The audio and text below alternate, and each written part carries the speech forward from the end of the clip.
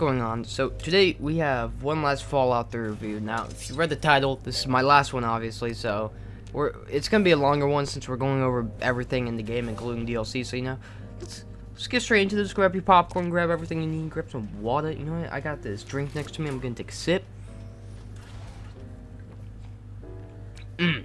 Let's get straight into this.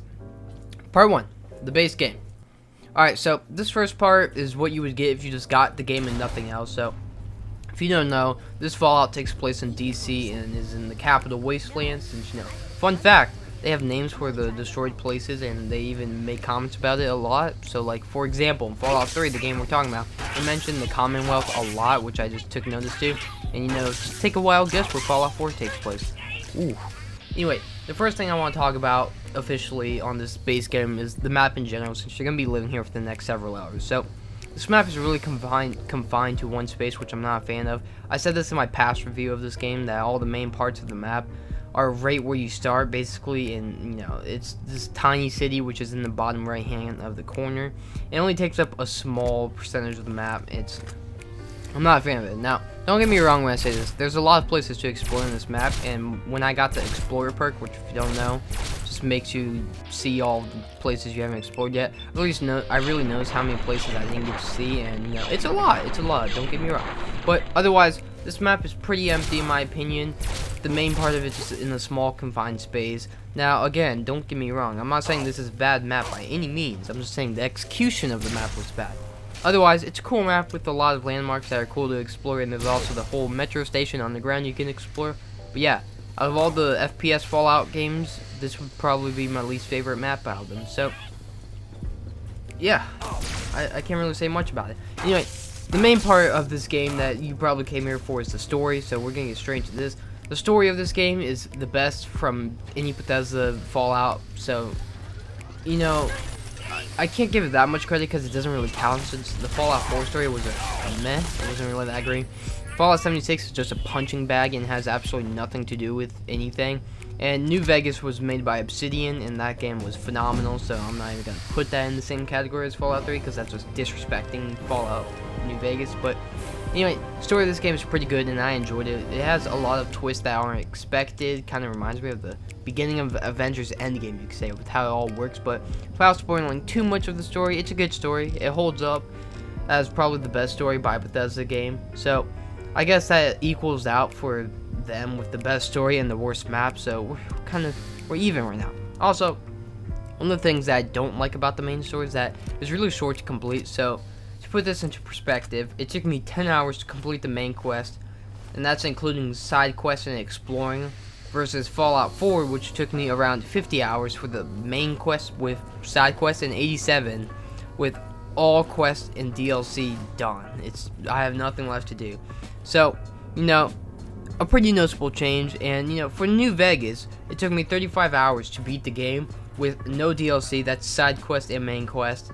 So, you can see this game's a lot shorter than the rest. Now, compared to Fallout 1 and 2, it's pretty long, but compared to the newer ones, not so much. But of all the Fallout games, this is probably the fastest to complete from my experience, which I still enjoyed the game from it. Don't get me wrong. I'm not saying, 10 hours, I hate it. But one thing I just noticed is that you beat the game and you can't go back. And it's very quick. So, once you beat the game, you can't go back. I remember this being like a bug and people complaining about it, so they were like, oh hey Bethesda, can you fix this? And apparently they did, saying they patched it so you go back in the game and do side quests after you beat the main quest. But I couldn't do that, and who knows, since it was the same in New Vegas too. So from that, the other thing from this base game is side quests. So side quests are a pretty important thing in Fallout, which if you don't know, but side quests in this game are a lot more rare than others, which I found. Now, don't get me wrong, there's still a lot to do, and they will be time-consuming, and none of them are repetitive. Fallout 4. Otherwise, when I was playing, I was noticing that there's a lot less side quests in New Vegas than Fallout 4. I didn't get them that often.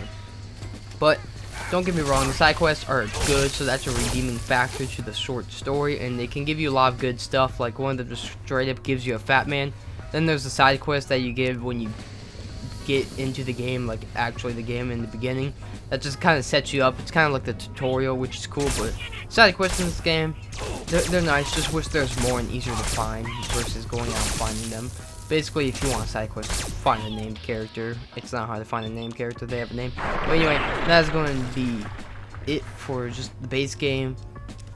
So yeah, on to part 2. Part 2, game functions. Now, the only way I can really put this is game functions, but basically it's about game related problems like graphics and all that. So first up on this topic is graphics. Graphics in this game, they quite frankly look like pure dog doo. Don't get me wrong. Even for 2008 standards, they look pretty bad, but they're still there. So a lot of things like, you know, objects are very poorly textured, and when you see it, you will notice it. But otherwise, the graphics are bearable. That's probably the best way I can put it. If you really want to up them, just get mods. They'll do the problem fine, but that's there. So, short thing on graphics, I know. But now we get into crashes. So, crashes in this game happen a lot.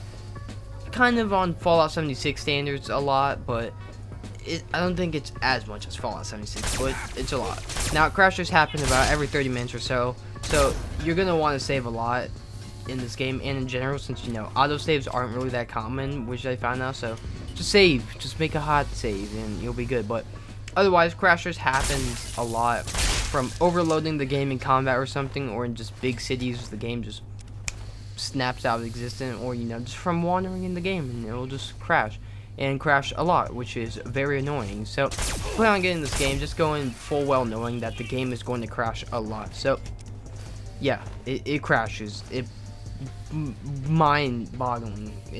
It hurts me so much how bad it crashes. But this next part, this is mainly for PC players, since I don't know about console and I don't play on consoles, so I would just imagine this is capped. But frame rates, it's not hard, mainly for PC. But anyway, if you're on PC like me, the game usually is capped at 60 for most of the time, which makes sense since, you know, all Fallouts on PC besides 76 is capped at 60. But the thing with this game is that sometimes it decides to uncap itself and it will go crazy. And obviously on PC, when it goes higher than 60 frames, you can notice it.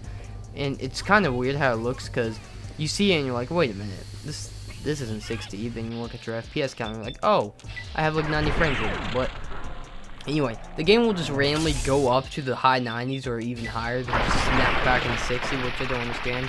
And, you know, one thing I don't like is that in big cities, which there's only really one, in the remains of the capital, the game will just freak out and destroy your frames, and you'll go down to the low 30s or something, which is annoying since you can really notice when frames are dropping and you're in the 30s. But yeah, frames in this game is a mess, and they will be all over the place, so be wary for any PC players. So for this last section, we have bugs. All right, so is it really a Bethesda game without bugs? So there's a lot here. Like, for example, your gun glitching and you just constantly hear the gun firing, which is really annoying. Or if, you know, you had a minigun or something, or miniguns. I had this problem before I finished the game. I had a minigun glitch out. And this is me, I'm a little tangent real quick. The minigun, when it glitches out, is the most annoying thing ever, right? It will destroy your eardrums, but that's there. I'm sorry about that, but from that, you also have enemies clipping through walls and stuff, which is kind of common for a Fallout game. Then there's ones I said in like my past review with your Pip-Boy bugging out and making it where your gun randomly fires every now and then. Every time you leave your Pip-Boy, it fires. There's a lot. Now, a lot of these bugs are in New Vegas as well, so I'm kind of used to them, and that's one thing that people didn't like about New Vegas was the bugs basically imported from Fallout 3. You know, they're all there in 76 as well, as because, you know, it's Bethesda. You think they patched the game, but we're not going to talk about 76. But yeah, if you're going to get this game, again, come into it knowing your game is going to crash. There's going to be a lot of bugs. Anyway, part 3. On to part 3, this is going to be over DLC. So I'm going to split this up into each DLC that comes with the game, and there's like 4 or something like that. So we're going to start off with Broken Steel. So this DLC takes place right after story, which I like since it complements the story well with how it works and the actual ending of the game if you don't have any of the DLC.